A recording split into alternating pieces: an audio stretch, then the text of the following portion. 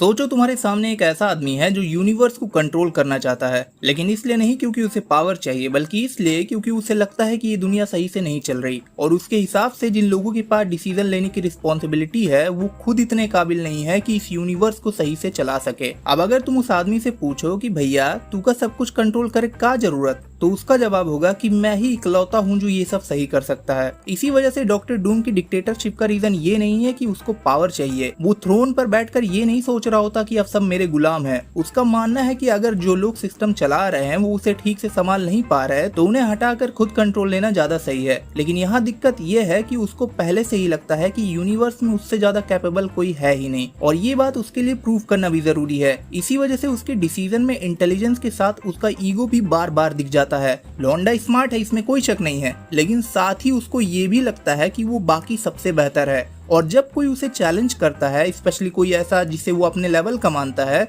तो सीधा बात ईगो पे आ जाती है। इसी वजह से रीड भाई के साथ उसकी कभी बनती नहीं। हालांकि इस पे हम बाद में बात करेंगे। फिलहाल बस इतना समझो कि डूम का मैं यूनिवर्स को फिक्स कर सकता हूँ वाला बिलीफ और मैं सबसे बेहतर हूँ वाला बिलीफ अलग नहीं है। अब यहाँ एक सवाल उठता है कि अगर डूम किसी ऐसे लीडर से बेटर रिजल्ट ला रहा है जो सिस्टम नहीं संभाल पा रहा, तो क्या सिर्फ इसलिए उसका सिस्टम गलत हो जाएगा क्योंकि वो खुद सब कुछ अपने कंट्रोल में रखता है? नॉर्मली सुपर हीरो स्टोरीज में देखो तो हीरो को पता होता है कि विलन गलत है, लेकिन डूम के केस में वो जो कर रहा है वो गलत हो सकता है, लेकिन जिन प्रॉब्लम्स की वो बात कर रहा है वो रियल हो सकते हैं। वो बस सोल्यूशन ऐसे तरीके से दे रहा होता है जिसे एक्सेप्ट करना बहुत मुश्किल हो जाता है। यहीं से डूम का कैरेक्टर एक नॉर्मल विलन से बहुत ज्यादा कॉम्प्लिकेटेड हो जाता है, क्योंकि उसका एम्बिशन, उसकी इंटेलिजेंस, उसका पॉलिटिकल कंट्रोल, उसकी टेक्नोलॉजी और उसकी मैजिक, ये सब अलग अलग चीजें नहीं है, ये सब एक दूसरे से जुड़ी हुई हैं। डूम को लगता है कि दुनिया को एक ऐसे इंसान की जरूरत है जो सही फैसले ले सके, और उसके हिसाब से उस काम के लिए सबसे सही आदमी वही है। और यहीं से रीड रिचर्ड्स वाला पार्ट और इम्पोर्टेंट हो जाता है, क्योंकि डूम को लगता है कि उससे ज्यादा काबिल कोई है ही नहीं, और फिर रीड बार बार उसको चैलेंज करता है। इसी वजह से रीड डूम के लिए सिर्फ एक सुपर हीरो नहीं रह जाता। उसके दिमाग में एक सिंपल सवाल आता है कि अगर मैं ही सबसे बड़ा तोड़ू हूँ तो ये साला मुझे बार बार हरा कैसे देता है? और डूम इसका सीधा जवाब ढूंढने के बजाय कई बार इसको पर्सनल ले लेता है। इसी वजह से उसकी राइवलरी सिर्फ साइंस में एक दूसरे से आगे निकलने की नहीं है। अगर डूम की स्टोरी को सिर्फ रीड रिचर्ड्स के साथ कंपटीशन समझो तो तुम दोनों के बीच का मेन मुद्दा ही मिस कर दोगे। दोनों बंदे साइंस को सीरियसली लेते हैं, लेकिन फर्क ये है कि रीड को हर बार ये प्रूव करने की जरूरत नहीं पड़ती कि रूम में सबसे इंटेलिजेंट आदमी वही है, पर डूम के लिए ये चीज बहुत मैटर करती है। रीड का होना ही कभी कभी डूम के लिए प्रॉब्लम बन जाता है, और विक्टर के लिए ये बस साइंस को लेकर एक डिसएग्रीमेंट नहीं है, ये उसकी आइडियोलॉजी को ही चैलेंज करता है। इसी वजह से डूम को प्रिडिक्टेबल विलन कहना भी सही नहीं होगा, लेकिन वो ऐसा भी नहीं है कि कुछ भी कर दे बस इसलिए क्योंकि राइटर को उसको इविल दिखाना है। उसके एक्शन में एक कंसिस्टेंसी होती है। अगर उसको लगता है कि किसी सिचुएशन की रिस्पॉन्सिबिलिटी उसकी है तो वो रिस्पॉन्सिबिलिटी लेगा, लेकिन इसका मतलब ये बिल्कुल नहीं है कि डूम का मोरल कोड हीरोइक है।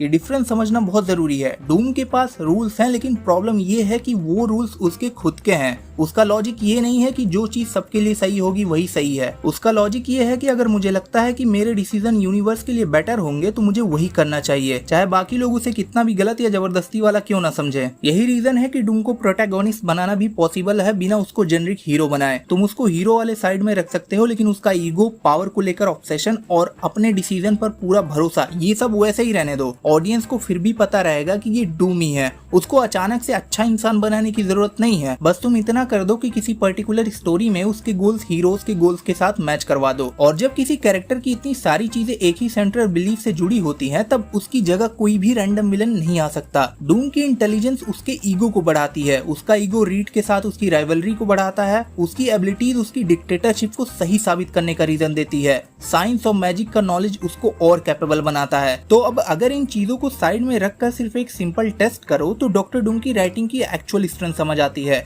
कि किसी कैरेक्टर की एक क्वालिटी हटाओ और देखो क्या होता है। डूम के केस में ऑलमोस्ट हर मेजर पार्ट निकालते ही पूरा कैरेक्टर वीक पड़ने लगता है। उसकी इंटेलिजेंस हटा दो तो उसका कॉन्फिडेंस हवा में रह जाएगा। उसके एम्बिशन हटा दो तो उसकी पॉलिटिकल पोजीशन का पर्पस खत्म हो जाएगा। उसका एरोगेंस हटा दो तो उसकी आइडेंटिटी का एक मेजर हिस्सा गायब हो जाएगा। और यही फर्क है एक अच्छे विलन और एक प्रॉपरली कंस्ट्रक्टेड विलन के बीच। अच्छे विलन के पास मेमोरेबल क्वालिटीज होती हैं। परफेक्ट विलन के केस में वो क्वालिटीज एक दूसरे से जुड़ी होती हैं। मतलब तुम उनको अलग अलग कैरेक्टरिस्टिक्स की लिस्ट की तरह नहीं देख सकते। ये चीज तब काम आती है जब राइटर डूम को एक ताबड़तोड़ विलन बनाने की कोशिश करते हैं। उसका गोल जीतना या हराना नहीं है। डॉक्टर डूम की वैल्यू तब आती है जब उसके एक्शन के पीछे उसकी अपनी रीजनिंग दिखती है। ऑडियंस को हर बार उससे एग्री करना जरूरी नहीं है, एक्चुअली एग्री करना जरूरी भी नहीं होना चाहिए। बस इतना होना चाहिए कि जब डूम कोई डिसीजन ले तो ऑडियंस समझ सके कि उसने वो डिसीजन क्यों लिया। इसी वजह से डूम को प्रोटैगनिस्ट बनाना भी पॉसिबल है। ये पॉइंट पहले डिस्कस हो चुका है, लेकिन यहाँ इसका फाइनल रिजल्ट समझना जरूरी है। अगर एक विलन को हीरो बनाने के लिए उसकी पर्सनालिटी रिप्लेस करनी पड़े, मतलब वो कैरेक्टर फ्लेक्सिबल नहीं था, पर डूम के केस में तुम उसको स्टोरी के सेंटर में रख सकते हो और ऑडियंस को ये एक्सप्लेन करने की जरूरत भी नहीं पड़ेगी कि ये अब भी वही वाला डॉक्टर डूम है। और यहीं पर कॉन्फ्लिक्ट से रिलेटेड एक सवाल उठता है कि अगर कोई इंसान सबसे ज्यादा कैपेबल है तो क्या इसका मतलब ये है कि उसको बाकी सबके डिसीजन लेने का राइट मिल जाना चाहिए? डूम का जवाब होगा हाँ, और यही इस कैरेक्टर को मॉडर्न फील देता है। हर सोसाइटी में ये बहस होती है कि जो लोग ज्यादा कैपेबल है, क्या उन्हें डिसीजन लेने का ज्यादा कंट्रोल मिलना चाहिए? क्या फ्रीडम से ज्यादा जरूरी स्टेबिलिटी हो सकती है? और अगर कोई रूलर अच्छे रिजल्ट्स दे रहा है तो उसको अनलिमिटेड पावर देना सही है? डूम इन सब का कोई मिडिल ग्राउंडेड जवाब नहीं देता, वो सीधा एक्सट्रीम साइड पर चला जाता है। तुम ये मान सकते हो कि वो गलत है, फिर भी उसे जीतता हुआ देखना चाहते हो। इसीलिए डॉक्टर डूम को तुम एक ऐसा कैरेक्टर समझो जिसका स्ट्रक्चर,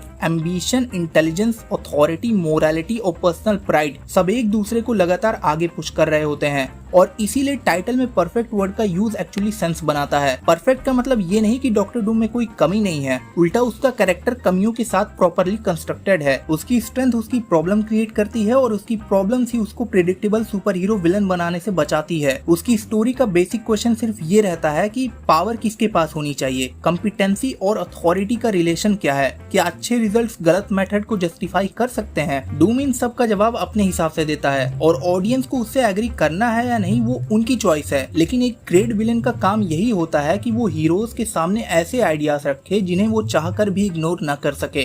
खैर, इन चीजों पे तुम्हारी क्या राय है मुझे कमेंट बॉक्स में बताना जरूर। फिलहाल आज के लिए बस इतना ही, जल्द मिलते हैं।